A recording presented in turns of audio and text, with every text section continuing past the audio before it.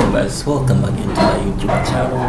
My name is Adoncha. So this time around I want to dig deeper into the primary and secondary sources so that you have a broader understanding of what I'm talking about. I want to appreciate you all for liking, subscribing, and above all commenting. Please continue learning and please do share with others so that they have and acquire this knowledge for their own good.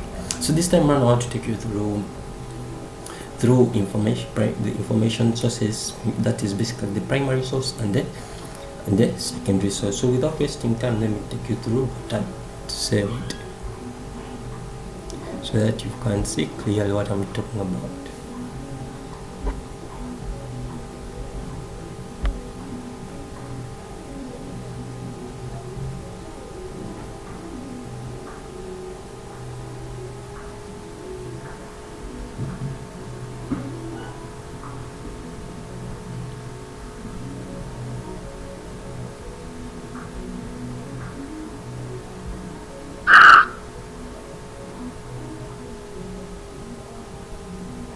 Yeah, so I'll be taking you through what they call the primary and the secondary sources. So what I will be taking you through in this topic, I'll be taking you through what they call their characteristics, their examples, and their purposes. So that is what I'll be taking you through in this area of study.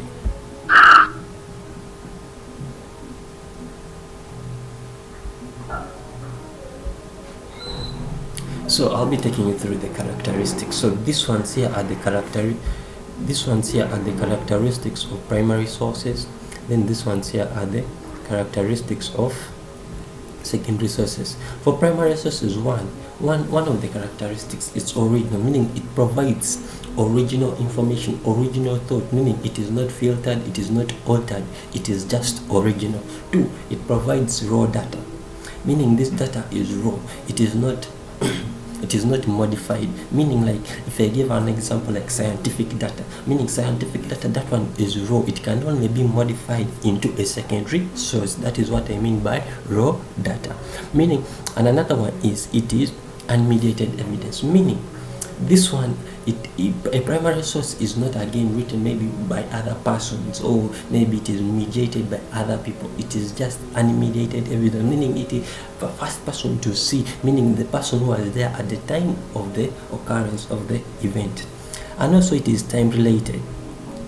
Like now if I give an example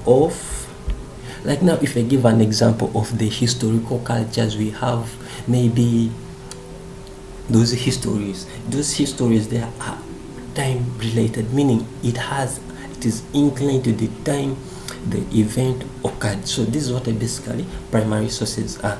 Then the next one is what we call the characteristics of the secondary sources. Hope you're getting. So one characteristics of the secondary source, it is interpretive, meaning it gives an interpretation of the primary source, actually.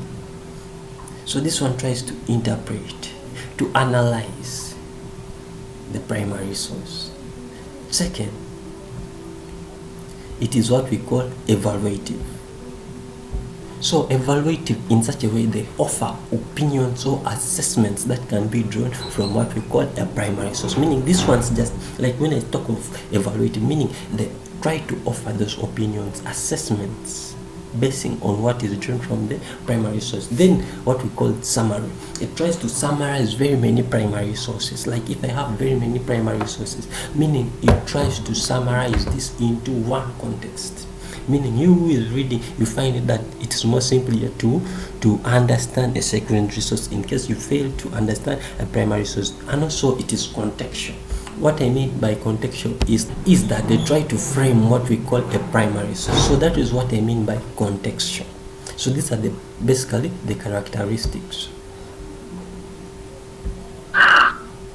Yeah. So I'll be taking you through that. So I'll be taking you through the examples of these sources. So one is the primary source. We have the documents. So these documents can mean like the agreements we had. Like if I give an example of the 1900 agreement, that one is a primary source. We also have creative works here.